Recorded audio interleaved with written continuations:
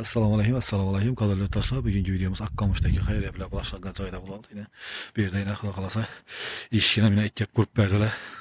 Şimdi İhsan etip Öktem degen ustamız Pobeda'dan, 4 gül Pobeda'dan. Gelip yine kurup verip gittiler İhsan etip.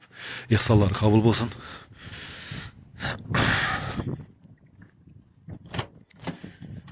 Yine gelip kurup verip gittiler. Birini Xuda qalasa töplük oladı biri.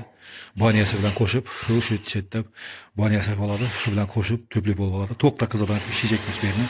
Xuda qalasa Xullasan gece bir yardım etip başlayın. Soruyumuz kart nömrelerini koyup qoyamız.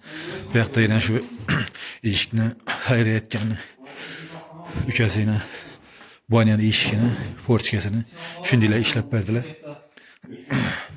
Bir de yine patologlarını evvelki videolarda gözettik. Patologlarını oldu. Yine bir yaxda bir kanamız var. Xuda qalasa plastiklere bak. Bir yandan Xuda qalasa şu yengilden burun ilacı var ise Xuda qalasa şu yerini bitirip şu ailene bir köçürüp Xuda qalasa bir şöyle bir işlep bitirip bir yardım etip her şeyin soruyumuz. Bir de yine şifaglop ki rotmat işleri bulup tuttu. Xuda qalasa rotmatlar vurup puanı gibi iki sola şifaglop soruyup Xuda qalasa tayar boladı. Yine küngere peş gerek oladı. Kollarından gelince şu videonu tarkatıp adıl hissetip koyuşlarınızı iltimas etmemiz. Küngere peşçi bir ustalarımıza bağırsa Xuda qalasa bir kollarından gelince bir yardım edip şöyle bir tane yine bir tane iki tane küngere peş gerek oladı. Kollarından gelince bir yardım edip başlayın sorumuz. Karton ömürleri buladık. Karton ömürleri koyarız.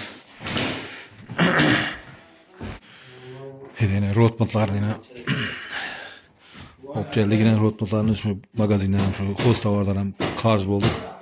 İlacı bayınca kolu aslında gelince yardım etmeye surat kalamız. Bir de yine kozmaktan bir karz bulduk alarak şu bir yerini ilacı bayınca tezrak şu yengilden burun bitirip erişimse yardım etmeye sorap kalamız.